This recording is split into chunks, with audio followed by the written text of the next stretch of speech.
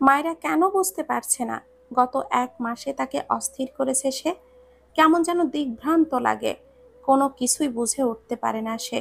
এখন তো মনে হচ্ছে তার প্রশান্তির জন্য মেয়েটাকে অবশ্যই চাই। আচ্ছা, প্রশান্তির কি ভালোবাসার কোনো অংশ? কাউকে সামনে দেখতে পাওয়ার আকাঙ্ক্ষা কিংবা পেলে প্রশান্তি উপলব্ধি করা কি ভালোবাসার আওতায় পড়ে? এই মাথামোটা গবেট মেয়েটা কেন বুঝতে পারছে না তাকে ছাড়া এখন সে থাকতে পারবে না? অস্থিরতার ভান তার বুকটা বধ করবে। তাকে যন্ত্রণায় পৃষ্ঠ করার চেয়ে গর্দভ মেয়েটা ওখানে গেলে কি এমন হবে? মায়রার কথায় সে কোনো রকম জবাব দেয় না, নীরব নির্বাক থাকে। পরাস্থ তার মনে হলো এই সব প্রশ্নের উত্তর তার কাছে নেই। জবাব দিচ্ছেন না কেন ক্যাপ্টেন সাহেব? আমার জায়গা আপনার জীবনে ঠিক কোথায় বলছেন না কেন? ভালোবাসা শব্দটা আর উচ্চারণ করে না মায়রা, কারণ লোকটা তো বলেই দিয়েছে তাকে সে ভালোবাসে না, পছন্দ করে। সেটা উপলব্ধি করার সময়ও চেয়েছে, তবে মূর্খামি করে কি করে আজ আবারও এই প্রসঙ্গে কথা বলবে? ভালোবাসে না ঠিক আছে, তাই বলে এই রকম কঠিন ব্যবহার করবে কেন? জোর খাটাতে চাইছে কোন উদ্দেশ্যে তা সে বুঝতে পারছে না। নিজের উপর মানুষটার শান্ত ধারালো চাহনি দেখে দ্রুত দৃষ্টি নত করল সে। ইহাম তবুও কিছুক্ষণ ওভাবেই নির্নিমেষ তাকিয়ে থেকে গম্ভীর হয়েই নিরুত্তর রূপে স্থান ত্যাগ করল। এক বিস্তর সংশয় মায়রার অন্তরকে ছটফট করে দিচ্ছিল। তাই শাশুড়ির কাছে নাস্তার পরই আবদার করেছিল বাড়িতে যাবার। ইহাম তখন শক্ত জোরালো কণ্ঠে ধীরভাবে বলেছিল, আজ মায়রা যাবে না, আমি কাল চলে যাব। এর আগে ওকে বাসায় পৌঁছে দিব। মা, ওকে বিষয়টা নিয়ে আবার রিপিট করতে বারণ করে দাও। অগত্যা মায়রা আর কিছুই বলার সাহস পায়নি। সেও মেনে নিয়েছে চুপ করে। সারাদিন ইহাম আর বাড়িতে ছিল না, একেবারে এসেছে বিকালে। এসেই নিজের রুমে গিয়ে ঘাপটি মেরেছে সে। নাওয়া খাওয়া বাদে এসেই মাকে হুকুম করেছে কফির। শিরিন বেগম নিজ হাতে কফি বানিয়ে দিয়ে তা ধরিয়ে দিলেন মায়রার কাছে। বললেন ইহামের রুমে গিয়ে দিয়ে আসতে। তখনের বিষয়টার পর থেকে আর তাদের কথা হয়নি। এখন এই সংশয় দ্বিধা তাকে কেমন যেন অস্বস্তিতে ফেলেছে। ভেতরটা খচখচ করছে মানুষটার সামনে যেতে। আবার না রেগে গিয়ে কিছু বলে টলে দেয় রকচটাটা। ধীর পায়ে মায়রা এগিয়ে যায় সেই দিকে, রুমের ভেতর কোনো রকম অনুমতি চাইবার অপেক্ষা না করে নিজেই এসে ভেতরে পৌঁছায়। তাকে আসতে দেখে লোকটা অবশ্য একবার তাকিয়েছে, কিন্তু কোনো রকম জবাব না দিয়েই সে আবার ল্যাপটপে মুখ ঠেসে দিল। তাকে এই রূপ নিরুত্তর প্রতিক্রিয়াহীন দেখে মোটেও ভালো লাগলো না মায়রার। চাপা ক্ষোভে ফুঁসল নিজ মনে। কিছুক্ষণ নীরবেই দাঁড়িয়ে রইল। তার বলা আপনার কফি কথাটারও হেলদোল তৈরি করলো না। লোকটাকে কিছু বলতে না দেখে এবার রাগই হলো তার। কেন, একটু কথা বললে কি মানুষটার মুখ পচে যাবে? জবাব দিলে জাত চলে যাবে চুলোয়? মুখের শব্দরা কি তার সাথে দর কষাকষি করছে যে কথা বললেই জরিমানা ঠুকবে? ইহামের নির্বাক রূপ তেতে উঠল তাকে। নিজেও মুখ ভার করে সেন্টার টেবিলের ওপরে কাপটা রেখে এক পল তাকালো ইহামের দিকে। মানুষটা এমন করে ল্যাপটপে মুখ দিয়ে রেখেছে, দেখো, যেন এই রুমে সে ছাড়া আর কারোর কোনো অস্তিত্বই নেই। একটা মানুষ যদি নিজে থেকে কিছু করতে না চায় কিংবা কথা না বলে, তাকে তো আর সে জোর করাতে পারে না। তাই বিদ্বেষ অভিমুখ নিয়েই নীরবেই পা বাড়ালো দরজার দিকে। তখনই ল্যাপটপ রেখে বিদ্যুৎ গতিতে ইহাম তার হাতটা চেপে ধরল। এক টানে নিজের কাছে আনতেই পিঠে গলিয়ে দিল হাত। মায়েরা ভ্রুকুটি করে দেখল তার অভিভঙ্গি। গম্ভীর মুখের ছায়ায় কিছু ঠাওর করার জো নেই তার। গাঢ় কণ্ঠে থমথম পরিবেশকে গলিয়ে বলল ইহাম, গাধার মতো নড়াচড়া না করে এখানে দাঁড়াও। জবাব দিল না মায়রা। আগের মতো গা জ্বলে উঠল না এখন ইহামের এই সব কথায়, বরং ভ্রুদয়ের মাঝে আরো কুঞ্চন সৃষ্টি হয়েছে। প্রশ্নাত্মক দৃষ্টিতে তাকিয়ে রইল সে। লোকটা আবারও গম্ভীর কণ্ঠে জানালো, তোমায় একটু জড়িয়ে ধরতে ইচ্ছে করছে, তার জন্যেও হয়তো অনুমতির প্রয়োজন। খুব বেশি আত্মসম্মানী হয়ে নয়তো, আবার কখন না জানি তোমার গবর পচা গবেট মাথায় মনে হয় যে আমি তোমার সাথে জোর জবরদস্তি করছি, তখন তো আবার কাপুরুষ ট্যাগ লাগিয়ে দিবে। এখনকার যুগের মেয়েরা আত্মনির্ভরশীল কিনা। ইহামের মুখের ভাবভঙ্গি হাস্যকর। ওই গম্ভীর ভোঁতা মুখ দেখে না হেসে আর পারল না মায়েরা। ঠোঁট টিপে মুচকি হেসেই উঠল সে। তার ওই ভুবন ভোলানো হাসির দিকে মন্ত্রপুতের মতো তাকিয়ে থাকলো ইহাম। আচ্ছা, মায়েরার হাসিও কি তার মাঝে ইফেক্ট করছে? এই যে এখন এই হাসির পিঠে এক নির্মল স্বস্তিরতা খেলে যাচ্ছে তার অন্তঃগ্রন্থিতে। কোথাও কি মিষ্টি আরাম অনুভব করছে? আচ্ছা, এই প্রশান্তির নাম কি আসলে? হাসলে মেয়েটাকে দারুণ লাগে তো। নিজের গাম্ভীর্য মুখের আদল আর পরিবর্তন করল না সে। ওভাবেই এক বুক আরাম উপলব্ধি নিয়ে আঁকড়ে ধরল মায়রাকে। কি করছো আম্মু? বসে বসে তোর কথাই চিন্তা করছিলাম। আমার ছোট্ট মায়রাটা কত বড় হয়েছে যে শ্বশুর বাড়িতে চলে গেল, আর আমার ঘরটা কেমন খালি খালি লাগছে। মায়ের কথায় স্পষ্ট বেদনার ছাপ।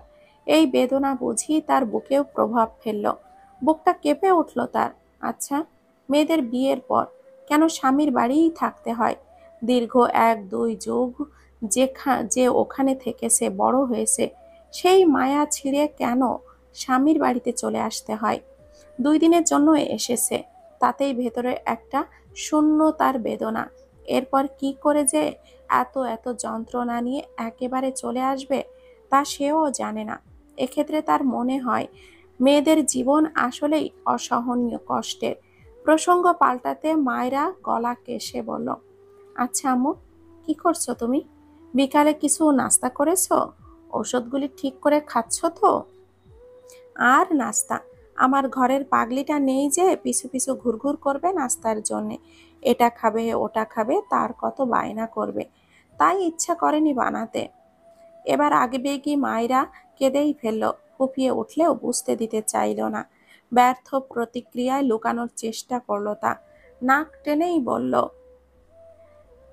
এমন করে তুমি কেন বলছো যে আমি একেবারের জন্য যেন চলে এসেছি? ২-৩ দিনের জন্য এসেছি, আর এমনি আমাকে পর করে দিচ্ছ? কি রে মা, কাঁদছিস তুই?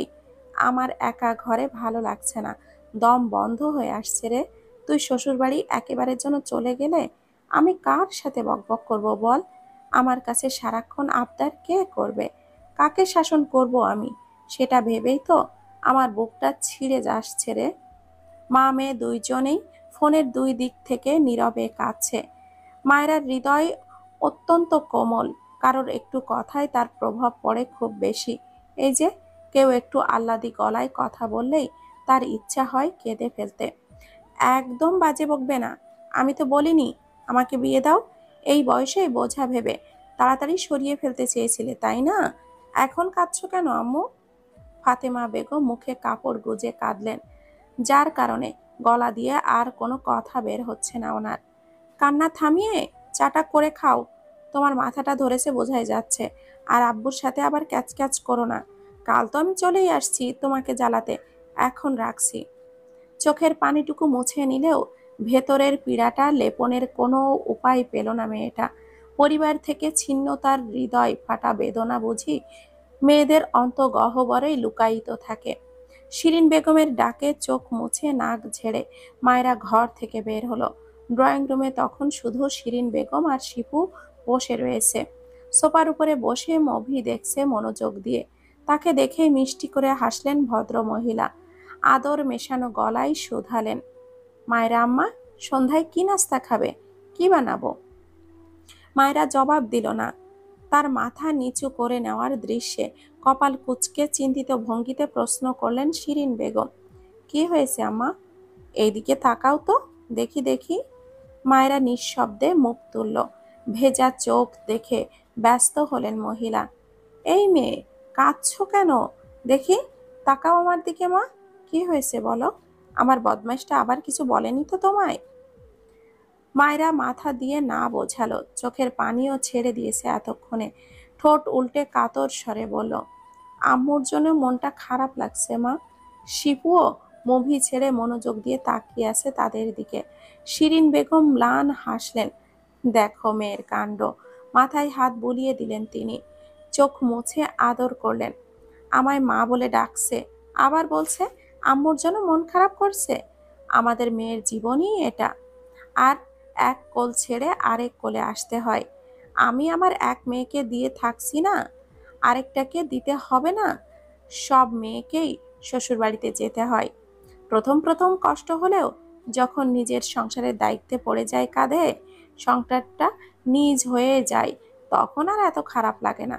পরে তো দেখা যায় নিজের সংসারের ঝামেলায় বাপের বাড়ি গিয়ে যে কদিন থাকবে সেটারও উপায় হয় না। এটা তথাকথিতভাবেই হয়ে আসছে রে মা।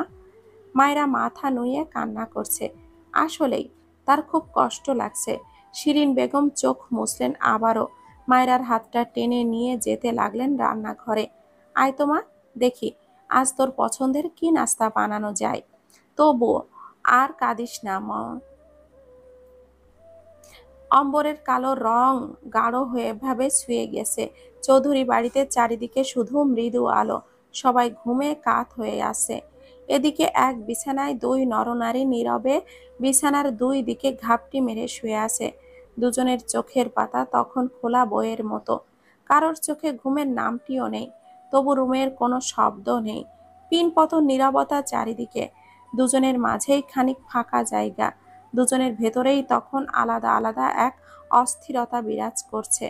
কোথাও যেন অদৃশ্যের বেড়া জালে তাদের সুতো গিয়ে এক জায়গায় বাঁধা পড়েছে।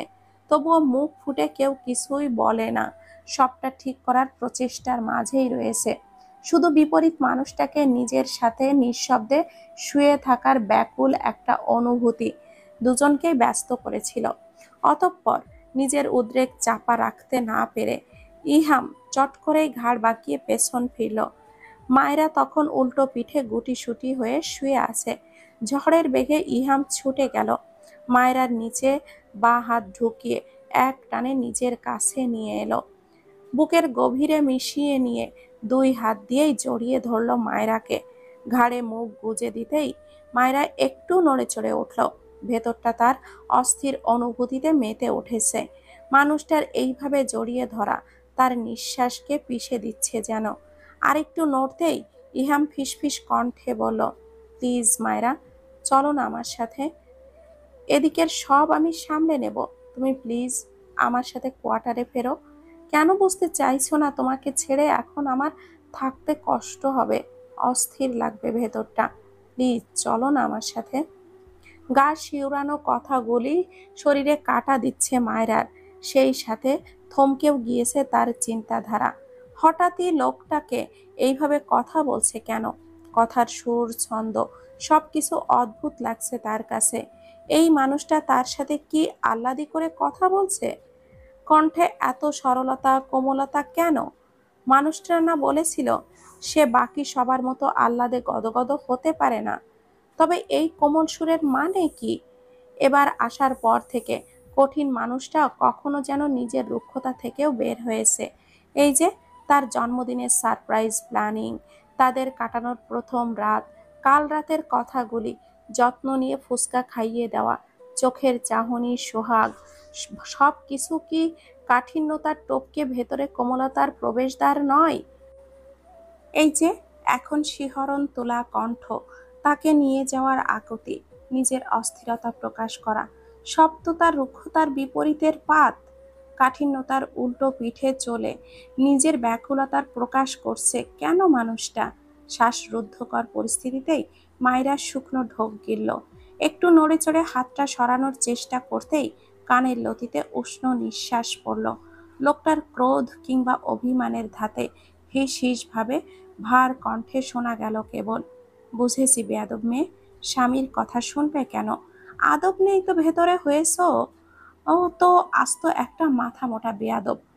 না নড়ে চুপ করে থাকো একটু, অন্তত আমাকে আজকের রাতটা এভাবে জড়িয়ে ধরে থাকতে দাও। খুব নিরিবিলি নিরালা জায়গায় ক্যান্টনমেন্টের এক কোনায় দাঁড়িয়ে ইহাম সিগারেট খাচ্ছে। এটা তার 3 নাম্বার সিগারেট ফুঁকছে সে এই মুহূর্তে। মনটা বড্ড বেশি অস্থির এবং চঞ্চল। তবুও নিজের ভেতরের অনুভূতিটা একান্ত নিজের। নিজেকে প্রমাণ করার কোনো কালেই সে কারোর কাছে দেওয়ার প্রয়োজন বোধ করেনি। ভেতরের অনুভূতিটা অন্যকে জাগানোর মাঝে নিজের সক্রিয়তা হারানোর ধারণা পোষণ করে সে। সেই সাথে দুর্বলতার জানান দেয়। এটা তার পার্সোনালিটি নাকি চাপা স্বভাবের ফল, কোনটা তার নিজে কোনোদিনও খোঁজার চেষ্টা করেনি। কিন্তু এই মুহূর্তে আর পারছে না। স্ত্রী নামক এক নারী তাকে নিদারুণভাবে অস্থির করে তুলেছে। আজ 1 সপ্তাহ হয় সে চট্টগ্রামে ফিরেছে একা একা। তবুও ওই বেয়াদব স্ত্রী নামক মেয়েটা তাকে একটিবারও কল দেয়নি। সে না হয় একটু রাগ দেখিয়ে কিংবা ভেতরের ক্ষোভে কথা বন্ধ রেখেছে, তবে মেয়েটা কি পারতো না? আচ্ছা, মেয়েটার কি তার কথা একবারও মনে পড়ছে না নাকি? এই যে নিজে নিজেই কথা বন্ধ রেখেছে, অথচ নিজেই অস্থির হচ্ছে। ভেতরের তৃষ্ণা অনুভব করলেও নিবারণের ফায়দা নেই। তাকে এই অস্থিরতার আগুনে না ফেলে মেয়েটা 2 মাসের জন্য আসলেই কি বা এমন হতো? মেয়েটা কি একটুও খারাপ লাগছে না? যদিও সে সবটা জেনে পারিপার্শ্বিক দিক উপলব্ধি করেও কেবল নিজের স্বার্থের দিকে আমলে নিচ্ছে। তার যে কষ্ট হচ্ছে তার বেলায়, নিজের স্বস্তির প্রশান্তির কথা কে না ভাবতে চায়? এই যে এখন তার ভেতরটা জ্বলছে মায়রা নামক এক যন্ত্রণায়। তবুও নিজের কঠিন চাপা স্বভাবটার জন্যে এই মুহূর্তে তার মন চাইছে সবটা আরামে উলগে দিতে। বরং অস্বস্তি কাটাতে সিগারেটটা শেষ করলো। প্যান্টের পকেট থেকে ফোনটা বের করে ফেসবুকে ঢোকে। মায়রার আইডিতে যেতেই কপালে সরু সরু অনেকগুলি ভাঁজের আবির্ভাব ঘটল। ভ্রুদয়ের মাঝে কুঞ্চন রেখা টেনেই সে স্টোরিতে প্রবেশ করলো। দেখে বেয়াদব মেয়ে স্বামীকে জ্বলন্ত আগুনে ফেলে সে কিভাবে রং ঢং করে ছবি তোলে, তাও আবার শাড়ি পরে, সেটা স্টোরিতেও দেয়। গবেট মেয়েটাকে মন চাইছে ঠাস ঠাস করে কয়েকটা লাগাতে। এই দিকে সে যন্ত্রণায় কাহিল, আর ওইদিকে মহারানী আয়েশ করে। কপাল কুঁচকে দাঁতে দাঁত চেপে সে চেক করলো মায়রা লাইনে নেই 2 ঘন্টা যাবৎ। তাই দ্রুত কল দিল ফোনে। মেয়েটা তাকে পাগল করেই ছাড়বে। মায়েরা তখন খুব মনোযোগ দিয়ে বইয়ে মুখ ডুবিয়ে রেখেছে। মা বিকালে নাস্তা দিয়ে গেছে সেই কখন, অথচ সে মুখেও নিচ্ছে না। গরম গরম সিঙ্গারা এখন প্রায় ঠান্ডা, তবুও মুখে তুলছে না সে। আচমকা ফোনটা বেজে উঠতেই মনোযোগ বিচ্ছিন্ন হলো। খুব বেশি বিরক্ত হলো না সে, বরং তার চাল কাজে লেগেছে বলে ঠোঁটে ফুটলো বক্র হাসি। মনে মনে ভেবেই নিয়েছে এই ইহাম কল দিয়েছে তাকে। বেটা কল দেওয়াবে বলেই ইচ্ছা করে স্টোরিতে নিজের ছবি দিয়েছে শাড়ি পরা। লোকটা দেখবে জ্বলবে, তাকে বকার জন্য হলেও কল দিবে। মায়েরা টেবিল ছেড়ে উঠল। বিছানার উপরে পড়ে থাকা ফোনের দিকে ঝুঁকে দেখে পাষাণ ক্যাপ্টেন। নামটা দেখে মুচকি হাসলো সে। টেবিলের মাঝ থেকে সিঙ্গাড়ার প্লেটটা এগিয়ে নিয়ে বিছানায় বসলো। হাতে একটা সিঙ্গাড়া তুলে নিয়েই ফোনটা রিসিভ করলো। হ্যালো বলেই আয়েশ করে কামড় বসালো সিঙ্গারার প্লেটে। অপাশ থেকে ঝড়ের গতিতে ক্ষিপ্র সুরে বলে উঠল ইহাম, আমাকে তো এমনিতেই জ্বালিয়ে মারছিস, তাহলে সব দিক থেকে পুড়িয়ে শেষ করে দিতে চাইছিস কেন বলতো? আচমকা মাথা গরম হয়ে মাঝখানে এমন একটা কথা শুনে থমকে গিয়েছে মায়রা। চোখের পলক নিশ্চল রেখেই মুখের খাবারটুকু চিবোতেই ভুলে গেছে সে। বেয়াদব মেয়ে, কথা বলবি নাকি এসে কানের নিচে 2টা দিতে হবে? ইহাম যে রাগে হিসহিস করছে তা বেশ টের পাচ্ছে মায়রা। মানুষটাকে কি খুব রাগিয়ে দিয়েছে সে? তা না হলে তো তুই তোকারি করতো না। আর কি বলল? জ্বালানো পোড়ানোর কথা। মানুষটা কি তার জন্য জ্বলে পুড়ে যাচ্ছে? মায়েরা ড্যাব ড্যাব চোখে কিছু একটা দেখে দ্রুত মুখের খাবারটা চিবোলো। ওপাশ থেকে লম্বা একটা দীর্ঘশ্বাসের আভাস পেল সে। সে চুপচাপ সবটা বোঝার জন্যেই ইচ্ছে করেই নীরব রইল। ইহামের ভেতরটা তপ্ত। সে মনে করলো এভাবে বলে ফেলায় মায়রা বোধহয় রাগে চুপ করে আছে। সন্ধ্যা নেমে আসছে, আশপাশ শান্ত স্নিগ্ধ, তবে তার ভেতরটা চঞ্চল উদ্গ্রীব। নিজে নিজে বিরক্ত প্রকাশ করে চোখ মুখ নিঃশব্দে কুঁচকে নিয়েছে সে। পরেক্ষণেই ধারালো শীতল কণ্ঠ ডেকে উঠল, মায়রা বলে। হুট করেই অমন মোলায়েম মধুর ডাক সরাসরি অন্তর্বিধ করল মায়রার। চোখগুলি বিস্ময়ে রসগোল্লা হলো। শরীরের লোমকূপগুলিও খাড়া হয়ে উঠল। গলায় খাবারটা কি আটকে গিয়েছে? ওই শীতল জমে যাওয়া কণ্ঠে। তার মনে হচ্ছে গলায় কিছু একটা বিঁধে আছে। ঢোক গিলতে যে তার বড্ড বেশি কষ্ট হচ্ছে। কেন নিঃশব্দে আমাকে এইভাবে যন্ত্রণা দিচ্ছ মায়েরা? তোমার ধারণা আছে আমার ভেতর ঘর তুমি কতটা জ্বালিয়ে কয়লা করেছ? তুমি কি আমাকে বুঝবে না নাকি? মায়েরা থমকে গিয়েছে, ফুরিয়ে গিয়েছে যেন তার শব্দমালা। অতি বিস্ময়ে চোখ দুটি বড় বড় হয়েছে তার। সেই সাথে শরীরটাও কাঁটা দিয়ে উঠছে ওই কথার রেশে। সর্বাঙ্গে যেন একটা শীতল হাওয়া ছুটে গেল তার। টান টান ভুরুদয় নিয়ে হঠাৎ মন আউড়ে দিল। লোকটাকে আমি যন্ত্রণা দিচ্ছি? আমি জ্বালিয়ে কয়লা করে দিচ্ছি? কই, ১ সপ্তাহ হয় আমি কথাই বলিনি, তাহলে কিভাবে জ্বালাতন করলাম? তবে কি দূরত্ব কথা বলে? তারাই কি চুপি চুপি কিছু যন্ত্রণা দিয়ে এসেছে মানুষটাকে? আমার অনুপস্থিতিই কি লোকটাকে পোড়াচ্ছে? হৃদয় ছোঁয়া এই ভাবনাগুলি মনে উদিত হলেই সম্বিত হয়ে যায় মায়রা। এক আনন্দময় অনুভূতি মুহূর্তেই পুলকিত করে তোলে তাকে। এই ইহামকে তো সে চাই, তবে লোকটা কখনোই এক ভাবনা কিংবা এক মর্জিতে থাকে না। কখনো মখমলের মতো তুলতুলে, তো কখনো কঠিন কথায় বিদ্ধ করে, তো আবার নিজের রাগের মাঝে হিংস্রতাও বিলিয়ে দেয়। লোকটা নিজের অনুভূতিগুলো প্রকাশ করতে চায় না, আবার কখনো সখনো অল্প স্বল্প বাক্য তুলেও ধরতে চায়, কিন্তু স্বভাবসুলভ লোকটা আয়েশভাবে তা ফুটিয়ে তোলে না। এই যেমন অল্প বাক্যে অল্প একটু অনুভূতি তুলে ধরলো, একটু রুক্ষ হলেও ভনিতা নেই, সব কথা সোজা সাপটা। রাগী হলেও মন নরম আছে, যদিও সেটা প্রকাশ করতে চায় না রকচটাচ্ছে লোকটা। ডিফেন্সের সব লোকই এমন হয় নাকি? রুক্ষতার আড়ালে কোমলতা লুকিয়ে রাখে। মায়েরা ম্লান হাসল নিঃশব্দে। সম্পর্কটা যেমন সময়ের ওপর ছেড়ে দিয়েছে। তার কোমল মনের দৃঢ় ভাবটা তাকে উপলব্ধি করিয়েছে মানুষটার মনে, সেই জায়গা দখল করে নিয়েছে।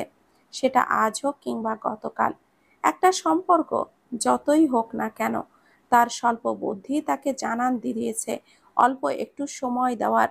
সময়ের সাথে কত অসম্ভব ঘটনাই তো ঘটে যায়, কত আস্বাদনও স্পন্দন পায়।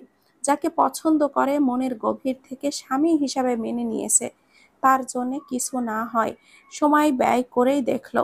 পরিণতি যদি স্বস্তির আর প্রত্যাশিত হয়, তবে একটু সময় ব্যয় বড় কোনো বিষয় না। হুটহাট যে কোনো সিদ্ধান্ত সে নিতে শেখেনি। এটা তার বাবা মহিন সাহেব পছন্দ করেন না। তিনি সবসময় বলেন, পথ চলার ক্ষেত্রে জীবনের যে কোনো সিদ্ধান্ত আস্তে ধীরে নিতে হয়।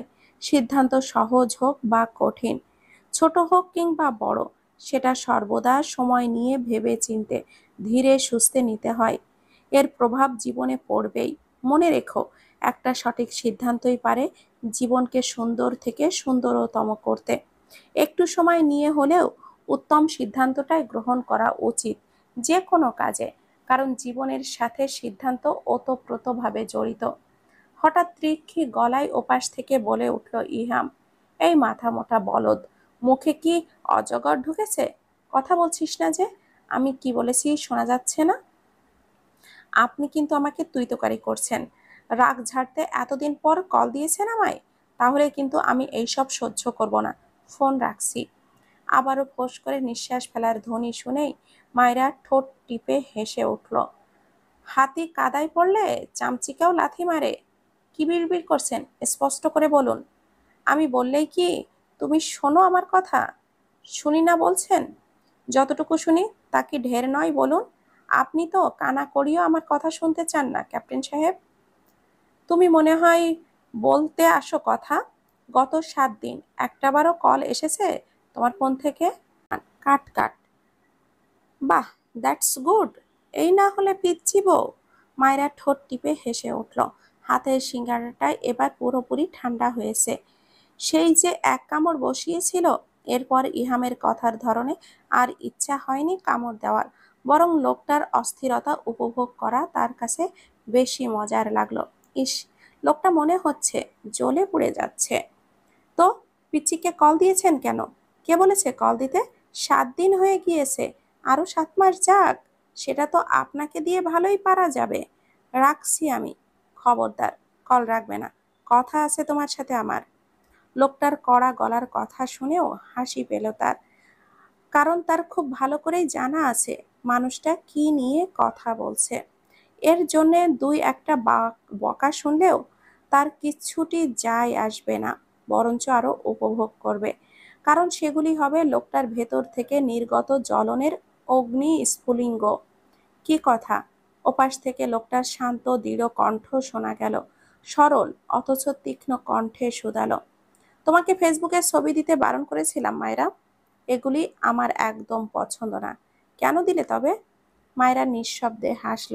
তার খুব বলতে ইচ্ছা হলো, আপনার জন্যই তো দিয়েছি। আপনি ইচ্ছে করে কল দেননি, তাই বাধ্য করেছি। জানি তো বকার জন্য হলেও ঠিকই কল দিবেন।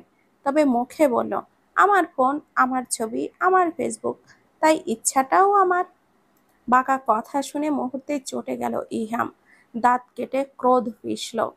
এই বেয়াদব মেয়ে কখনো সোজা হবে না। এর বদলে তাকে পাগল করে ছাড়বে। ছবি দিয়েছো তো দিয়েছো, তাও আবার শাড়ি পরা ছবি দিয়েছো। কোন সাহসে করলে এটা? আচ্ছা, আমাকে কি জ্বালিয়ে জ্বালিয়ে পাগল করে দিতে চাইছো মায়েরা? এক শীতল আধুত অনুভূতিতে মাহেরার গা ভেসে উঠল। ঠোঁটের কোণায় একটা তৃপ্তির হাসি যত্ন করেই ফুটে উঠল অচিরে। মৃদু আওয়াজে ঠোঁট চিরে বের হয়ে এলো, আমি আপনার দুর্বলতা বুঝে গিয়েছি ক্যাপ্টেন সাহেব। আপনাকে তবে জ্বালিয়ে জ্বালিয়েই আপনার অনুভূতি স্বীকার করাবো আমি। করতেই হবে আপনাকে। এই বেয়াদব মেয়ে, বিড়বিড় করে কি বলছো? স্পষ্টভাবে কথা বলো। ইহামের চিবিয়ে বলা কথায় মজা পেল মায়েরা। কণ্ঠ খাদে নামিয়ে ফিসফিসে আওয়াজে বলল, আপনাকে কি আমার খুব জ্বালাতন করছি? বলুন না ক্যাপ্টেন সাহেব, কিভাবে জ্বালাতন করছি? আমাকে বেশি জ্বালাতে যেও না মেয়ে। সামনে থাকলে আমার আগুনে আমি তোমাকেও জ্বালিয়ে পুড়িয়ে শেষ করব কিন্তু। তবে আমি কি আপনার জন্য অপেক্ষা করব? মায়েরা লঘু আওয়াজে বলা কথা শুনে স্তব্ধ হলো ইহিয়াম। কপালে কয়েকটা সরু রেখা দেখা গেল। মেয়েটা অন্য সুরে কথা বলছে কেন? অল্প সময় নিয়ে চিন্তা করলো ইহাম।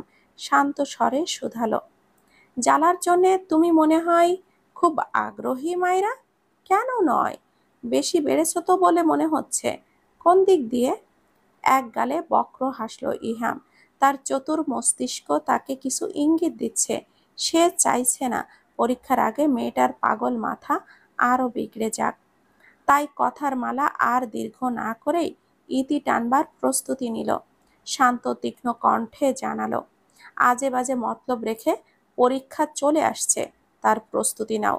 তুমি যে গাধা, তাতে A+ তো আর পাবে না, কিন্তু অন্ততপক্ষে 4.70 এর ওপরে যদি পয়েন্ট না আসে, তবে তুমি বুঝছো ভয়ঙ্কর জিনিসটা কি।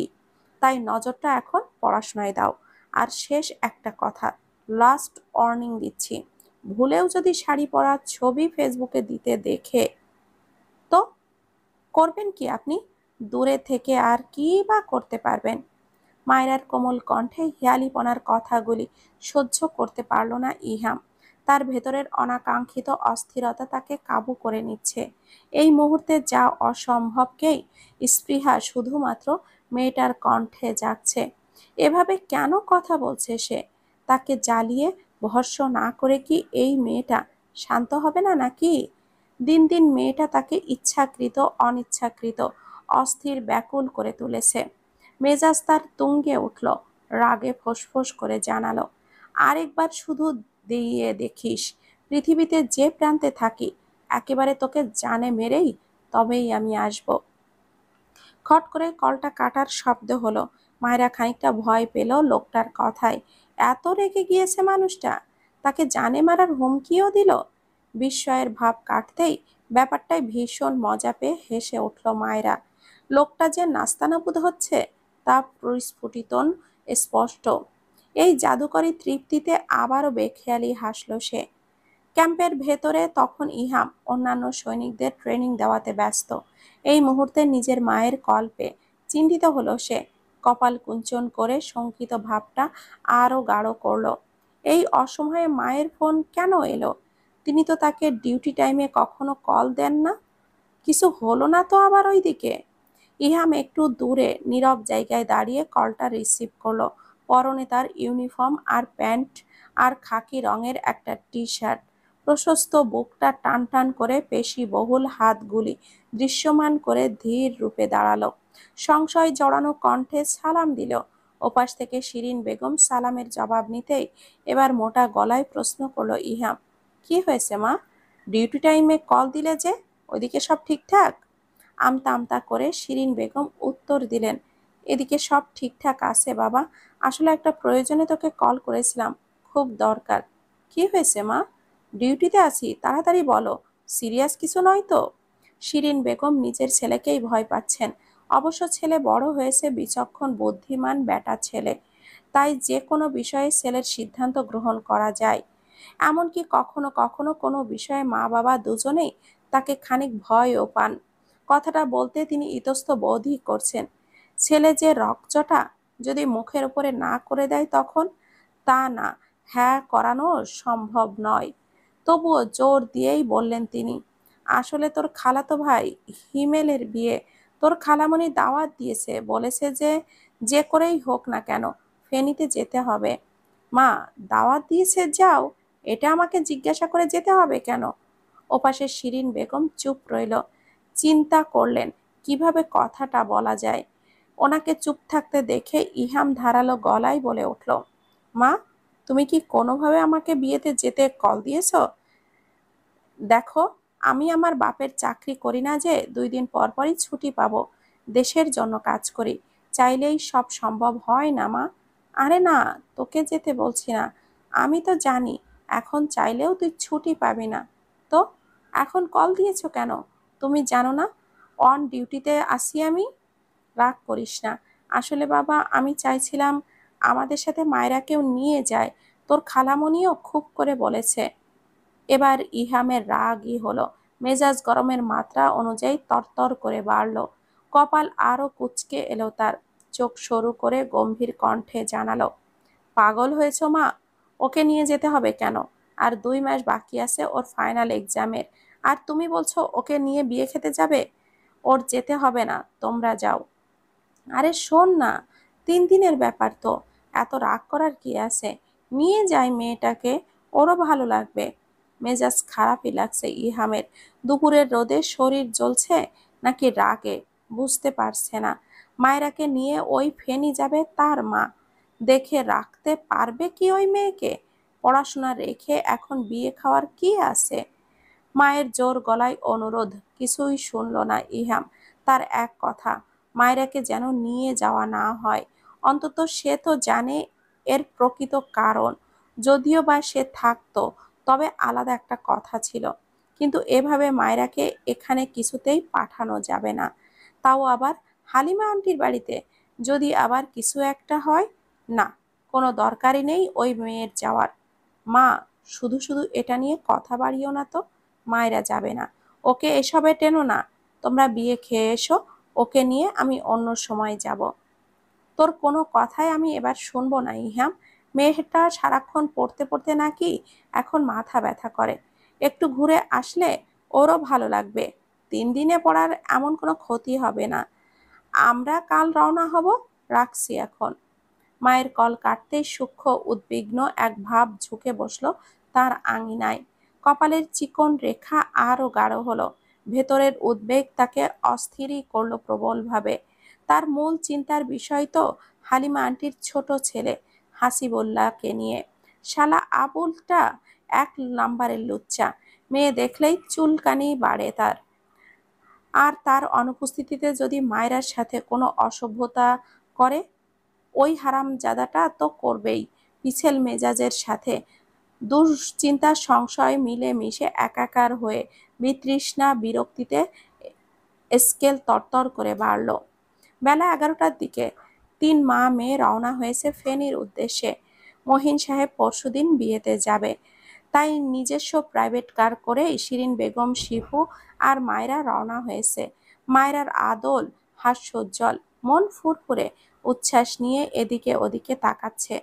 অনেক দিন নিজের ওপর এক প্রকার প্রেশার খাটিয়ে পড়ায় ডুবে থাকায় একঘেয়ে চলে এসেছিল। মোটামুটি ছাত্রী হওয়ায় এর আগে এইভাবে আটঘাট বেঁধে পড়াশোনা কখনো নামেনি সে। কিন্তু এবার ইহামের কথাই বেশ প্রভাব ফেলেছে তার মাঝে। হতচ্ছাড়া, কিভাবে বলে যে সে ফেলটুস ছাত্রী? দেখিয়ে দিতে হবে না ওই লোকটাকে তার রেজাল্ট? তাছাড়া মান সম্মানেরও একটা বিষয় আছে। কোনোভাবে ফেল করলে কিংবা রেজাল্ট খারাপ হলে ওই লোকটা তার ইজ্জতের ফালুদা বানাবে। আর শ্বশুরবাড়ির মানুষজনের সামনেও বা লজ্জায় কিভাবে মুখ দেখাবে? কিভাবেই বা বলবে নিজ মুখে রেজাল্টের কথা? সারা বছর আধ খাওয়া পড়া শেষ করতে এবার সে হিমশিম খাচ্ছে। তাই ডান বাম তাকানোর সময় নেই। সময়ের দীর্ঘমালা অল্প হলেও এর কাছে মূল্য বিশাল। এখন ভেতরটা মনে হয় একটু স্বস্তির লাগছে। এই তো রিল্যাক্সে প্রাণ ভরে একটু নিঃশ্বাস নিতে পারছে। শিরিন বেগম মাথা হেলিয়ে দিয়েছেন সিটে, ঘুমও পাচ্ছে ঘাড়ির ঝাঁকুনিতে। এদিকে শিপু আর মায়েরা বকবক করে গাড়ি উঠিয়ে ফেলেছে। দুজন মিলে ঢং করে সেলফিও তুলছে। ফোনের স্ক্রিনে তোলা ছবিগুলি দেখতে দেখতে মাথা কিলবিল করলো তার। শিপুর সাথে একটা ছবি মনে মনে ঠিক করলো ডেতে দেওয়ার। অপরদিকে ওই মানুষটাও একটু জ্বলবে। গাড়িতে ওঠার আগেই শিরিন বেগম বলে দিয়েছেন ইহাম কল করলে তা ধরবার দরকার নেই। অযথা বকা শোনার কাজ কি? শাশুড়ির মুখে শুনেছে লোকটা তার পরীক্ষার দোহায়ে আসতে মানা করেছিল। তবে এখন শাশুড়ির জোরে আসতে পেরে মনটা বড্ড বেশি ভালো লাগছে। শাশুড়ি তার একদম ছেলের মুখে ঝামা ঘষে দিয়েছে। ঠোঁট টিপে হেসে উঠল মায়েরা। ছবিটায় হাত দিয়ে দুজনের মুখেই আওড়ালো। দুজনের চোখ দেখা যাচ্ছে। ডে ডান করতে করতে মনে মনে তৃপ্তির হাসি হাসলো মায়েরা। জ্বলুক ক্যাপ্টেন সাহেব, জ্বলে পুড়ে কয়লা হোক, তবে না কাজ সাধন হবে। বইয়ের কাছে গম্ভীর চাপা ভাব দেখানো? পৃথিবীর কোনো বলদ এমন করতে যায়? আমাকে গাধা বলে নিজে যে একটা বলদ, তার বেলায় বইয়ের কাছে কোনো লোকটা অনুভূতি প্রকাশ করতে চায় না। কেন চায় না? অনুভূত অনুভব করে, তবে সরাসরি মুখ ফুটে বলে না কেন? কি এমন হবে নিজের ভালো লাগার অন্তরের কথাটা বললে? আপনাকে সরাসরি নিজের অনুভূতি প্রকাশ করতেই হবে ক্যাপ্টেন সাহেব। জ্বলতে হলে জ্বলুন, তবুও বলুন। আর কোথাও থামাথামি নেই। গাড়ি আপন গতিতে ছুটছে। পাকা ফাঁকা রাস্তা পেরিয়ে সাই সাই করে এগিয়ে যাচ্ছে গাড়ি। রাস্তার দুই পাশে বড় বড় গাছগুলি মাড়িয়ে গাড়ি নিজ গন্তব্যে এগিয়ে যাচ্ছে। শিরিন বেগম ক্লান্ত শরীর নিয়েই ঘুমে চলে গিয়েছে, আর শিপু ক্লান্ত মন নিয়ে সিটের হেডে মাথা হেলিয়ে চোখটা বন্ধ করে রেখেছে নিশ্চুপে। মায়েরা জানে শিপু ঘুমায়নি, তার চোখের পাতা পিটপিট করছে। ছোট্ট মেয়েটা নিজেকে যতটা স্বাভাবিক স্বস্তির দেখাতে চাইছে ততটাও নয়। ভেতরের অবস্থা তাকে দেখলেও ততটা নয়। ভেতরের অবস্থা তাকে দেখালেই সেটা বোঝা যায়। চওড়া হাসির মাঝেও কোনো প্রাণ নেই, নেই কোনো সজীবতা। মেয়েটা ক্লান্ত ভারাক্রান্ত মনের পিছুটান কাটাতে পারেনি এখনো। তাই তো ইচ্ছাকৃত হাসির অন্তরালে গভীরভাবে ফুটে ওঠে গাঢ় ব্যথিত হৃদয়টা। এদিক থেকে মায়েরার মনে হয় শিফু তার থেকে বয়সে কম হলেও শক্ত মনের মানুষই। ভাইয়ের ধাত পেয়েছে বোধহয় খানিকটা, নয়তো আবেগে ভেসে পড়া বয়সেও শিপু কিভাবে দৃঢ় শক্তভাবে নিজেকে গুটিয়ে নিয়েছে। সবটা সামলে ওঠার চেষ্টাও করছে হয়তো। ওদিকে তার ভাইটাও প্রায় নিস্তেজ হয়ে গিয়েছে। আগের মতো কথা বলে না, ঝগড়া করে না, সবসময় কেমন যেন চুপচাপ থাকে। মুখে স্পষ্ট বিষণ্ণতার ছাপ নিয়েই ঘোরে। বাড়িতেও বেশি সময় থাকে না। এক সপ্তাহ বাদেই তার ফ্লাইট। অথচ পরিবারকে সময় দেওয়ার বদলে একা থাকতেই পছন্দ করে। দুজন দুই দিক দিয়ে কষ্ট পাচ্ছে। আচ্ছা, ইহাম নিজের মতো করে সব না ভাবলে তাদের তো এত কষ্ট হতো না।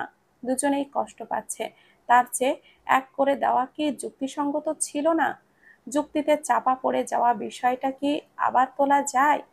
বিষয়টা নিয়ে একটু কথা বলে দেখা যায় আবারও। এক নাগাড়ে ইহাম কল করে যাচ্ছে মায়রাকে, কিন্তু মেয়েটা ফোন ওঠাচ্ছে না।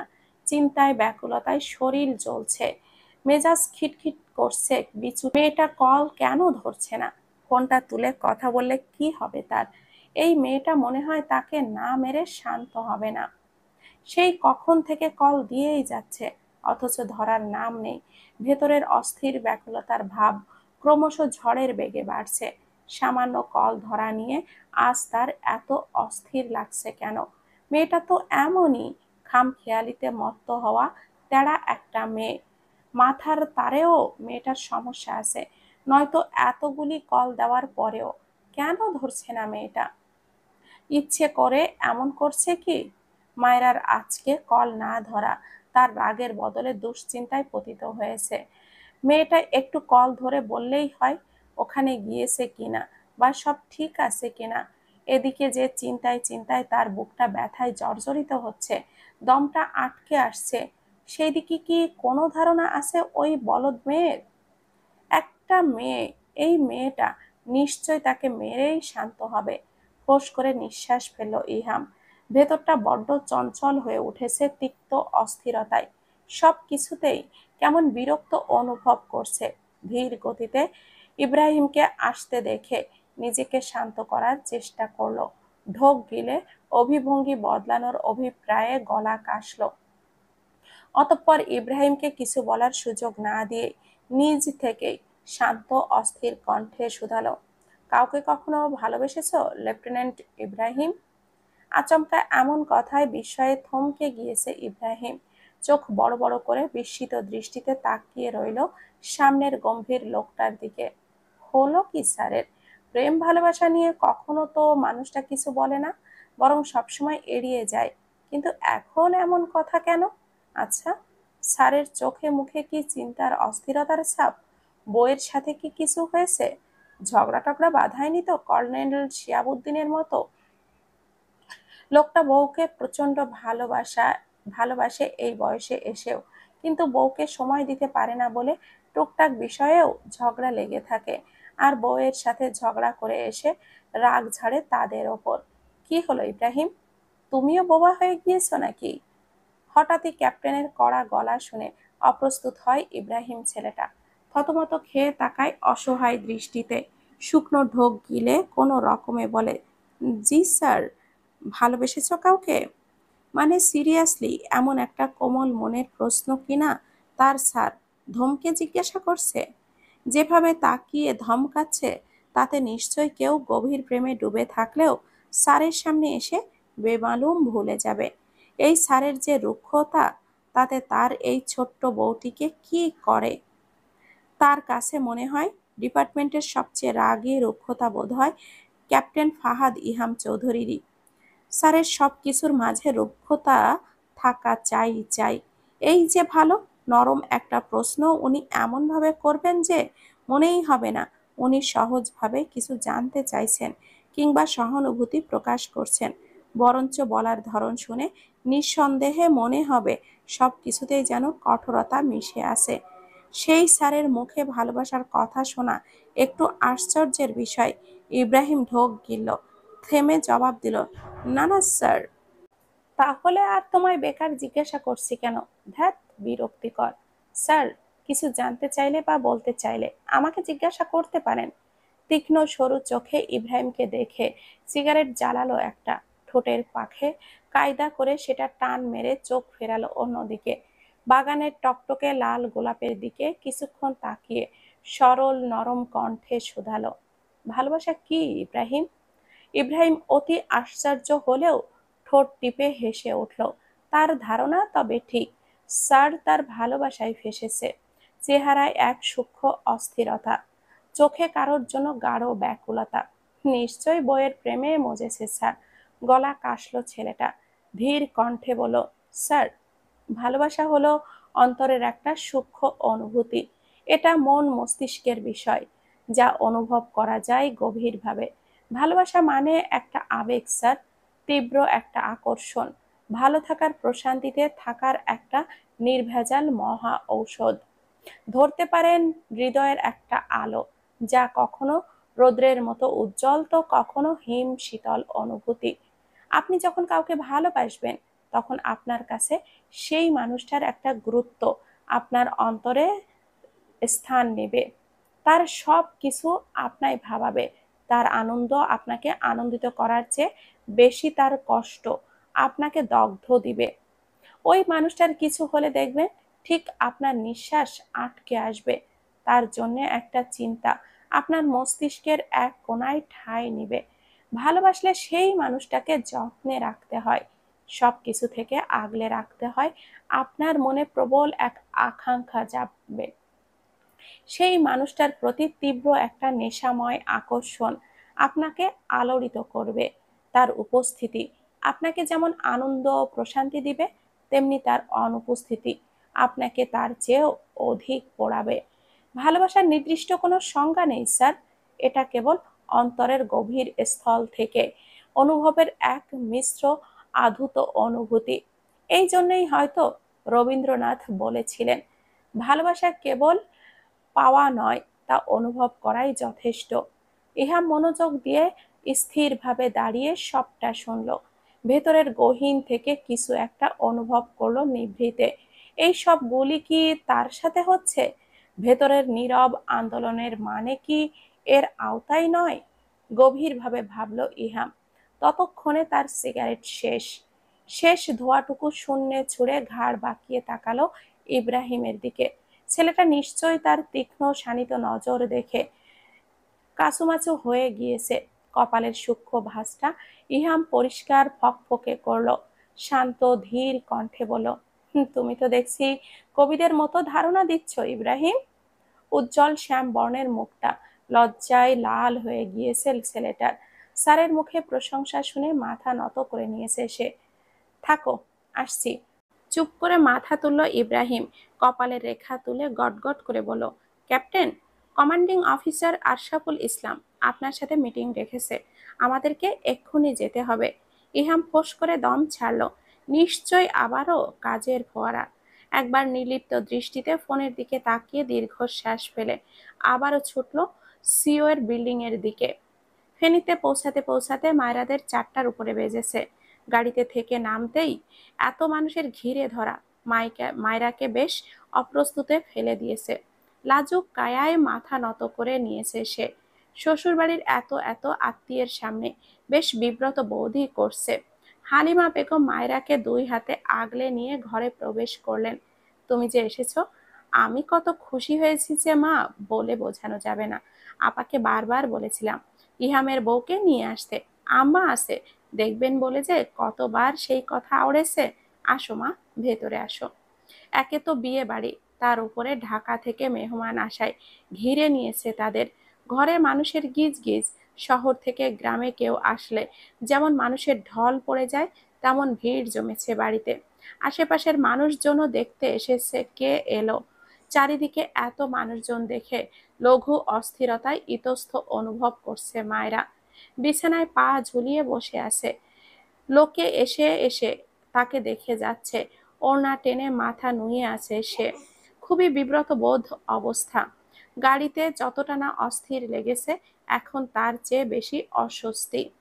লোক সমাগমে ভ্যাপসা গরমও লাগছে ঘরটায়। ফ্যানের বাতাসও যেন গায়ে লাগছে না। খানিকটা মাথা তুলে আশেপাশে ননদ কিংবা শাশুড়িকে না পেয়ে সংকোচ বাড়ল তার। তবুও নীরবে বসে থাকতে হচ্ছে। বাহির থেকে শিপুর গলা শোনা যাচ্ছে, লোকজনের সাথে ভালো মন্দ কথা বলছে। তবে শাশুড়ি কোথায়? হালিমা বেগম ঠান্ডা ঠান্ডা লেবুর শরবত করে এনে হাতে তুলে দিলেন।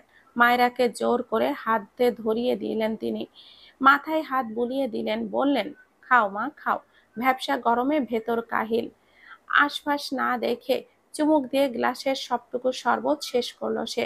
কাগজি লেবুর শরবত বেশ লেগেছে খেতে। মা, আরেক গ্লাস দেই, আরেকটু খাও, এত দূর জার্নি করলে।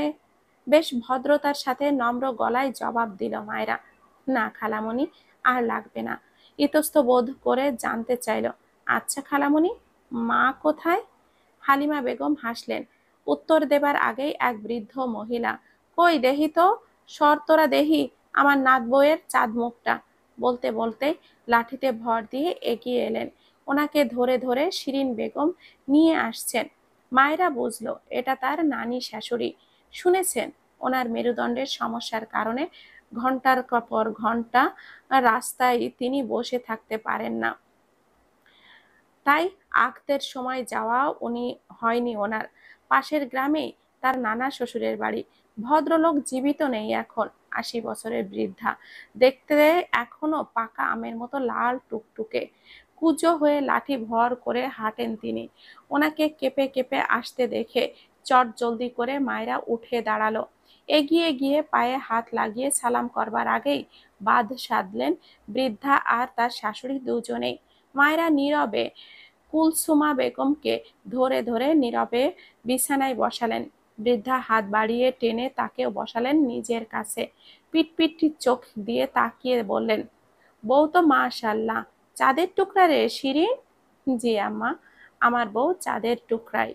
মায়েরা লজ্জায় আরো রঙিন হলো, মাথার ওড়নাটা টেনে কুঁকড়ে বসলো। কুলসুমা বেগমের সামনে দাঁত নেই, অথচ মাড়ি দিয়ে পান চাবাতে চাবাতে জিজ্ঞাসা করলেন, আমারে চিনবার পারছো? মায়েরা তাকালো। সাদা ধবধবে কুঁচকে যাওয়া দলা পাকানো চামড়ার পান খাওয়া লাল ঠোঁটগুলির অদ্ভুত সুন্দর লাগছে। যৌবন বয়সে এই মহিলা নিশ্চয়ই আগুন সুন্দরী ছিলেন। মিষ্টি হেসে অল্প একটু আওয়াজ তুলে বলল, জি নানু। বাহ, নাত বউ তো আমার ভারী বুদ্ধিমতী। অনেক বড় হও বোন, স্বামী সোহাগী হও। শেষের কথায় মায়েরার গাল দুটি লাল হয়ে উঠল। মনে হলো সেখান থেকে গরম ধোঁয়া বের হচ্ছে। হাত মুখ ধুয়ে আরো একটু দেরিতে মায়েরাকে একটা রুমে নিয়ে আসা হলো। খুব গোছানো পরিপাটি একটা রুম, তবে খুব বেশি বড় নয়, মাঝারি আকারের একটা রুম। একটা খাট আর একটা ওয়ার্ড্রপ, একটা ড্রেসিং টেবিল আর একটা ছোট টি টেবিল। এখানে শিপু আর সে থাকবে। শিপু এখনো রুমে আসেনি। ক্লান্ত শরীরটা নিয়ে বিছানায় বসতেই খিদে মাথা চাড়া দিয়ে উঠল। পেট ভুক ভুক করে ডাকছে। খালি পেটে শরবত খেয়ে ওখানে দেওয়া নুডলস আর খায়নি সে। তার খুব খিদে পেয়েছে, তাই পছন্দের নুডলসটাও মুখে দেয়নি। এমনিতেই জার্নিতে মাথা ঘোরাচ্ছে, তার উপরে ওটা খেলে নিশ্চয় অ্যাসিডিটি হবে। তার এখন 1 প্লেট ভাত খেয়ে আরামসে শুতে পারবে, কিন্তু এখনো ভাত দিচ্ছে না কেন এরা? খিদেও পেট ভেঙে যাচ্ছে তার। নিজের সাইড ব্যাগ থেকে ফোনটা বের করলো। লক খুলতেই আঁতকে উঠল সে।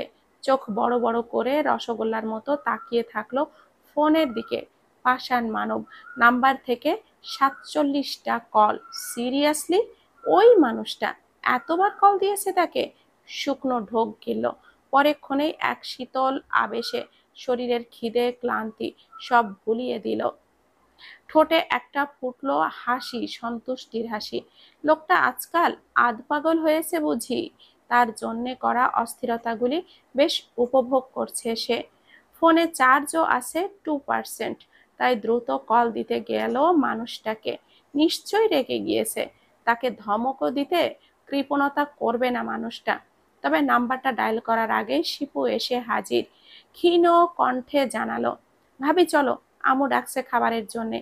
এক্ষুনি যেতে হবে? হ্যাঁ, খালামণি ভাত বেড়েছে, আম্মু অপেক্ষা করছে তোমার জন্য। আচ্ছা চলো। ধীরে সুস্থে কল করবে বলে মায়েরা ফোনটা চার্জে লাগিয়ে ওয়ার্ড্রপের উপরে রেখে চলে গেল ভাত খেতে। সন্ধ্যা সন্ধ্যা মায়েরা কল দিল ইহামকে।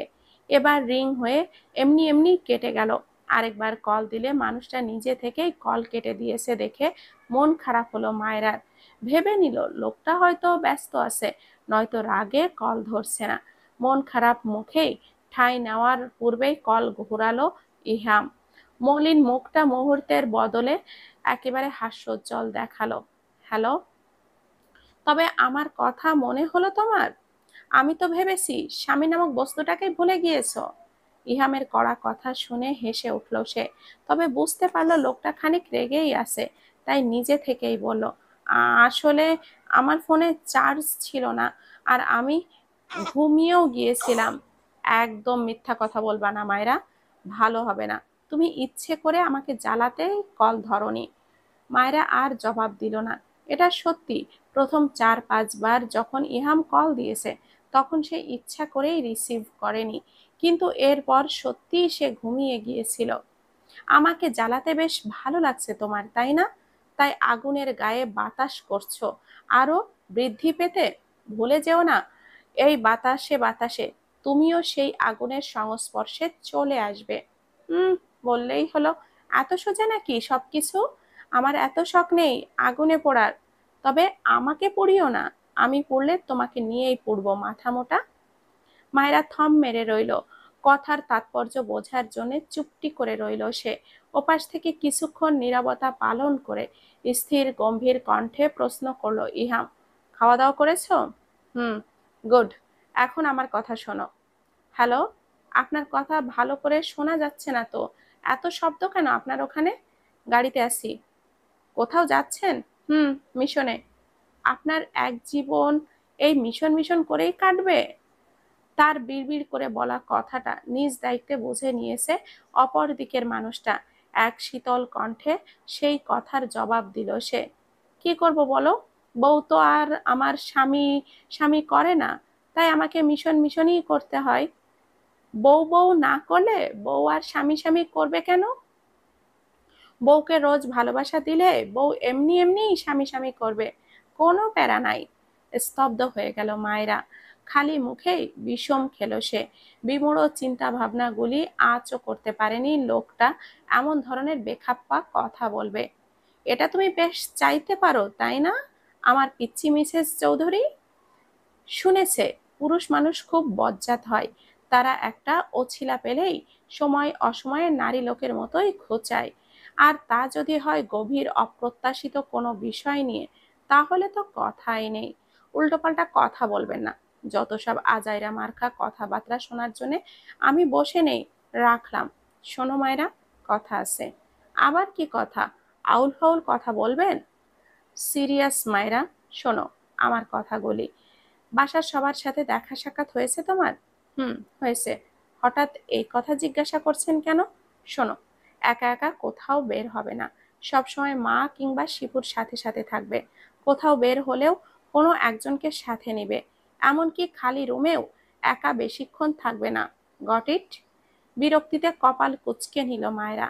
এই লোক এইসব বলছে কেন?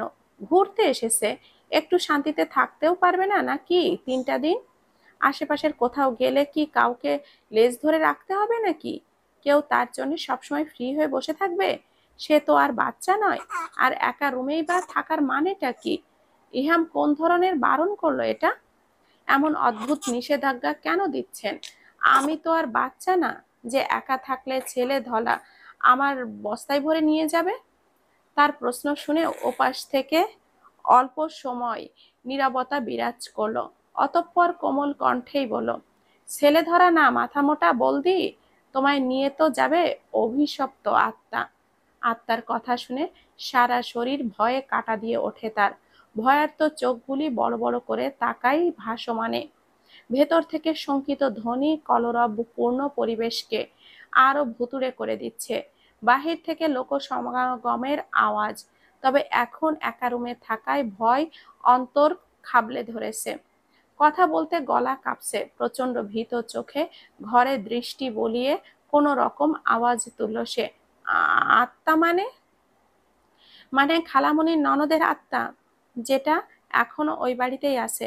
প্রায় সময় ঘুরে বেড়ায়, লোকজনকে ভয় দেখায়, একটু আধটু তুড়ি বাজিয়ে নিজের কালিশমাটাও দেখায়। এবার কপাল দিয়ে ঘাম ঝরতে শুরু করে মায়রার।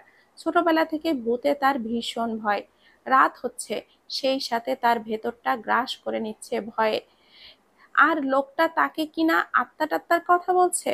ভয়ের তো মুখশ্রীতে কাঠ গলায় মরুভূমির ন্যায় ঢোক গিলল মায়েরা। আপনি মিথ্যা বলছেন তাই না? মোটেও না রে গবেট। ওই বাড়িতে সত্যি খালামণির ননদের আত্মা আছে। শোনো, উনি একটা ছেলেকে ভালোবাসতেন, তবে খালামণির শ্বশুর শাশুড়ি সেটা মেনে নিতে পারেননি। অন্য জায়গায় বিয়ে ঠিক করেছিল বলে দুঃখে কষ্টে গলায় দড়ি দেয়। সেই থেকেই ওনার আত্মা ঘুরে বেড়ায় এখনো এই বাড়িতে। তাই আমি তোমায় সাবধান করছি, আর কিছু না। ওকে মায়েরা, আমি গাড়িতে আছি, পরে কথা বলবো। মুচকি হেসে ইহাম কল কাটতেই থরথর করে কেঁপে ওঠে মায়েরা। আশপাশ তাকিয়ে মনে হলো অদৃশ্য একটা শক্তি আস্তে আস্তে তার খুব কাছে চলে আসছে। এই বুঝি ভয়াল কুৎসিত হাত গুলি দিয়ে তাকে জাপটে ধরবে। দিশেহারা হয়ে এদিকে ওদিকে তাকিয়ে কোনো রকম দৌড়ে ঘর থেকে বের হলো সে। মাথা প্রচন্ড ব্যথা করছে মায়রার, তবুও ভয়ে আড্ডায় বসে আছে সে। সবাই মিলে একসাথে আসর জমিয়েছে, হাতে হাতে কাজ করছে, রং তামাশা করছে। এইদিকে মাথা ব্যথায় ছিঁড়ে যাচ্ছে রগ। দিশে না পেয়ে শিপুকে নিয়ে একটু নিরিবিলি জায়গায় গিয়ে বসলো। শিপু তখন ফোন ঘাটাঘাটি করছে। শিপু, খালামণির বাড়িতে তুমি আগেও এসেছো? হুম, অনেকবার এসেছি। প্রায় আসা হতো আগে। লাস্ট 1 বছর ধরে কারোর আসা হয় না আর কি। মায়েরা ঢোক গিল, আশপাশ তাকিয়ে চোখ বুলিয়ে নিচু কণ্ঠে শুধালো, আচ্ছা, তাহলে খালামণির যে ননদটা আত্মহত্যা করেছিল তার সম্পর্কেও সবটা জানো তুমি, তাই না? মায়রার এমন প্রশ্নে ফোনটা হাতে চালানো বন্ধ করে বিস্মিত বিহ্বল চোখে তাকালো শিপু। কপালে অনেকগুলি ভাঁজ পড়েছে তার। সরু চোখে পাল্টা সে প্রশ্ন করলো, আত্মহত্যা করেছে মানে? শিপুর কথায় তারও কপালে রেখা ফুটল। সংশয় নিয়ে বলল, আরে, খালামণির যে ননদটা অনেক বছর আগে যে প্রেম ঘটিত বিষয়ে গলায় দড়ি দিল, যার আত্মা এখনো এই বাড়িতে ঘুরে বেড়ায়। মায়েরা ভীত চোখে একবার চোখ ঘুরিয়ে আশপাশটা দেখলো, আবারও গলা শুকিয়ে আসছে তার। তুমি কি বলছো এসব ভাবি? খালামণির কোনো ননদই তো এখনো মারা যায়নি। ওনার এক ননদ কানাডায় পরিবার নিয়ে সেটেলড, আরেকজন ঢাকায় থাকে, কালকেই আসবেন। তুমি কি আত্মা টাত্মার কথা বলছো বলো তো? শিপুর কথা শুনে মায়েরা হতবিহ্বল হয়ে গিয়েছে। একদম স্তব্ধ বিমূঢ় আঁখে নিয়ে ফ্যালফ্যাল করে তাকিয়ে আছে শিপুর দিকে। বিরাট সংশয়ে দোদুল্যমান তার মন। একবার ইহামের বলা কথা মনে হচ্ছে তো একবার শিপুর বলা উত্তর। কোনটা বিশ্বাস করবে সে? ওই মানুষটা তবে তাকে মিথ্যা বলল? ভাবি, তোমায় এইসব কে বলেছে বলো তো? মায়েরা উত্তর দিল না। সে ঠাই বসে থেকে গভীর চিন্তায় মজে গেল। ভাবি! শিপুর ডাকে ধ্যান ভাঙল তার। যন্ত্রের মতো জবাব দিলাম, হুম। কি হলো? কি হয়েছে তোমার? কে বলেছে তোমায় এমন উল্টোপাল্টা কথা? কিছু না শিপু, বাদ দাও। বিষয়টা তখন তলানিতে চলে গেলে রাতের খাবারের জন্য তোড়জোড় করে ডাকার কারণে। খাবার খাওয়ার পর আবারও এক দফা সভা বসেছে। আলোচনার মূল বিষয় হলো হিমেলের বিয়ে। কাল গায়ে হলুদ, এর পরের দিন বিয়ে। বরযাত্রী কে কে যাবে, বিয়ের কেনাকাটা আরো বাকি কিনা, কনের মা চাচি নানি দাদি সবার জন্য কাপড় কেনা হয়েছে কিনা, এই সব নিয়ে আলোচনা হচ্ছে। তার উপরে এই রাতের বেলায়ও কেউ কেউ এসে বিয়ের কেনাকাটা দেখছে, চুপচাপ বসে কথা শুনছে, রসিকতা করছে। সব মিলিয়ে জমজমাট অবস্থা। বাহিরের উঠানেও বসে আছে তারা। বিশাল বড় উঠানে আজ প্যান্ডেল সাজানো হয়েছে বেশ জাঁকজমক ভাবেই। চারিদিকে লাইটিং এ তা দেখতে বেশ ভিড় করছে আশেপাশের মানুষ। এদিকে মায়েরা অসহায় দৃষ্টিতে এদিকে ওদিকে তাকিয়ে শিপুকে খোঁজার চেষ্টা করছে। মেয়েটা কোথায় গেল? তার ওয়াশরুমে যাওয়ার দরকার ছিল, একা যেতে ভয়ও করছে। যদিও শিপুর তখনের কথায় সন্দেহ হচ্ছে তার, তবুও চিরাগত স্বভাবে একটা সূক্ষ্ম সংখ্যা মনের কোথাও কাজ করে থাকে। উপায়ান্তর না পেয়ে সে একাই বাড়ির ভেতরে গেল। তার পিছু পিছু যে আরেকটা পুরুষ কায়া ছুটেছে তার মানে, সেই দিকে সে বিন্দু মাত্র অবগত নেই। ধীর পায়ে আরেকবার আশেপাশে শিপুকে দেখে নিল।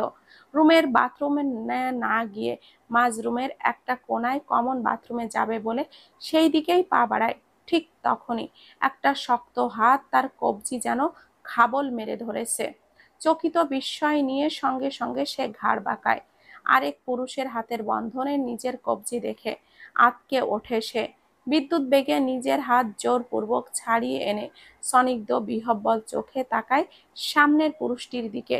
খালামণির ছোট ছেলেটার মুখে তখনও বিদঘুটে বাঁকা হাসি। ছেলেটার নাম হাসিবুল্লাহ।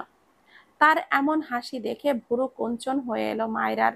বলা নেই কওয়া নেই, এই ছেলে তার হাত ধরলো কেন? এমন কদার্যপূর্ণ হাসছেই বা কোন কারণে? হেই ভাবিজান, কোথায় যাচ্ছেন?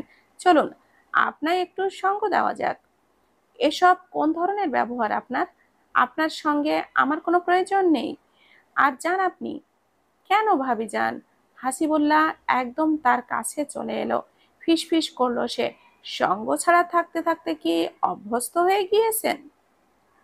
ছেলেটার হাসি, কথার ধরন কিংবা ব্যবহার কোনোটাই ভালো লাগলো না মায়রার, বরং বিতৃষ্ণায় চেহারায় রাগ ফুটল। শক্ত গলায় বলল, সম্পর্কে আমি আপনার বড় ভাইয়ের স্ত্রী, তবুও আপনার কথার ধরন অত্যন্ত জঘন্য। ব্যবহার সংযত করবেন। তার কথায় হাসিবুল্লাহ রাগ করলো, বরং নির্লজ্জের মতো হাসলো। ক্ষীণ গলায় বলল, সম্পর্কে দেবর ভাবি বলেই তো ফান করতে পারছি, বলুন। চলুন এগিয়ে গিয়ে আড্ডা দেই, আপনাকেও একটু সময় দেওয়া হলো। আমার আড্ডা দেওয়ার কোনো ইচ্ছা নেই ভাইয়া, পথ ছাড়ুন। ভাইয়া সাইয়া, ওহো, ইটস ওকে। আমার অনেক ইচ্ছে হচ্ছে যে আপনার সাথে গল্প করব। চলুন ওই কোনায় গিয়ে গল্প করি। ভাইয়া তো আর আপনাকে সময় দিতে পারে না। চলুন, আমার সাথে না হয় একটু সময় কাটালেন। কথার ধরন ও মুখের ভঙ্গি খুব বাজে। রাগে শরীরটা জ্বলে উঠল মায়রার। ইচ্ছে হলো গালে ঠাস করে দুটো চড় লাগাতে, কিন্তু তা করলো না। বেড়াতে এসেছে, বয়সে বড় এমন একটা কাজ বোধ হয় শাশুড়ি ঠিক চোখে দেখবেন না। কিন্তু দুই গালে না দিতে পারলেও শান্তি লাগছে না তার। চাপা ক্রোধে চিবিয়ে চিবিয়ে বলল, আরেকবার যদি সস্তা মার্কা কথা আমার সামনে বলতে আসেন, তবে কোনো কিছু বিবেচনা করব না। আমার হাত অবশ্যই আপনার গালে ফাটাবে। তাই নাকি ভাবি যান? আপনার কোমল হাত আমার গালে পড়লে বরং ভালোই লাগবে। হাসিবুল্লাহ হাত ধরতে চাইলে হঠাৎই পাশ থেকে শিপু চেঁচিয়ে বলে ওঠে, কি হচ্ছে কি হাসিব ভাই? দুজনে চমকে তাকালো। হাসিবুল্লাহর হাসি মাখা মুখ আস্তে আস্তে ফুরিয়ে এলো। স্বাভাবিকভাবেই তাকালো শিপুর দিকে। আপন বোন না থাকায় শিপুকে বেশ স্নেহ করে সে। তা তবে জিদ্দি মেয়েটার তেজকেও ভয় পায় সে। ঠিক রাগী ভাইটার মতো হয়েছে। শিপু এগিয়ে গেল, ভাবির দিকে তাকিয়ে তার রাগী চেহারা দেখে কড়া গলায় প্রশ্ন করলো, কি হয়েছে ভাবি? হাসিব ভাইয়া কিছু বলেছে তোমায়? মায়েরা কটমট করে তাকালো তার দিকে। ওর হিস হিস করছে, তার মস্তিষ্ক কিছু একটা সংকেত দিচ্ছে। এই কারণেই কি ওই লোকটা তাকে সতর্ক করেছিল ইঙ্গিতে? মায়রার জবাব দেওয়ার আগেই হাসিবুল্লাহ মুখ খুলল, আরে তেমন কিছু না, ভাবির সাথে একটু গল্প করতে চাইছিলাম আর কি। শিপু জহুরির চোখে দেখল হাসিবুল্লাহ ভাই একটু অন্যরকম মানুষ। তার সাথে স্নেহপূর্ণ আচরণ করলেও যার তার সাথে ফ্লার্টিং করা শুরু করে দেয়। মেয়ে মানুষদের জ্বালাতন করতে তার যেন বেশ ভালো লাগে। সেই হিসাবেই কিছুটা আন্দাজ করে রাগী গলায় বলল, ভাবির সাথে যদি কখনো খারাপ কোনো ব্যবহার করেছো না ভাইয়া, তখন দেখে নিও আমি কি করি। এমন ব্যবস্থা করব যে ঘরের ভাতই খেতে পারবে না আর। আরে শিপু তুইও না, এমন কিছুই না। চুপ করো হাসিব ভাই, তোমাকে আমি শুধু সাবধান করলাম, মনে রেখো। হাসিবুল্লাহর মুখটা চুপসে গেল, একটু লজ্জাও পেল। এক পল মায়রার দিকে তাকিয়ে দ্রুত করে সরে গেল সেখান থেকে। শিরিন বেগম দুই মেয়েকে রুমে নিয়ে গেলেন। বিছানা ঝেড়ে গুছিয়ে দিয়ে বললেন, শিপু তাড়াতাড়ি ঘুমিয়ে পড় তোরা, সকাল সকাল উঠতে হবে। গ্রামের বাড়িতে বিয়েতে অনেক মজা হয়, দেখবি সকাল থেকেই মহিলাদের কেমন রসিকতার গান শুরু হয়। মায়রা আর শিপু আরো কিছু লাগবে কিনা তা নিশ্চিত হয়ে তিনি বের হলেন।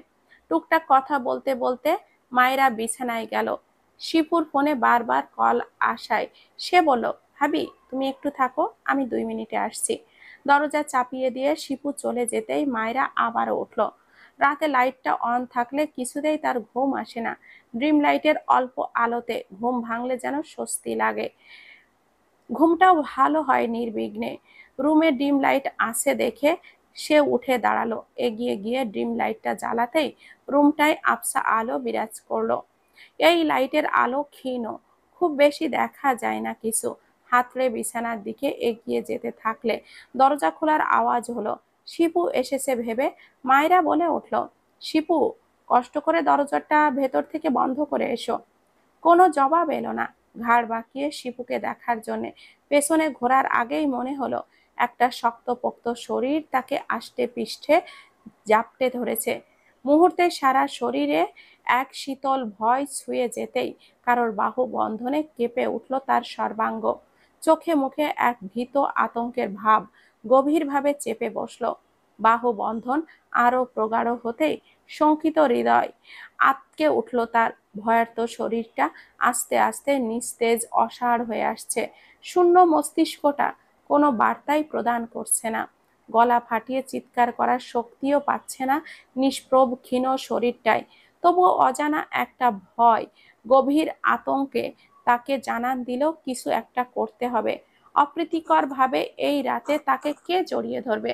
চিন্তায় সংশয়ে গলা শুকিয়ে কাঠ হয়ে গিয়েছে। কোনো রকম ঢোক গিলে কম্পিত কণ্ঠে চিৎকার দিবে, অমনি একটা শক্ত কঠোর হাত চেপে ধরল তার মুখ।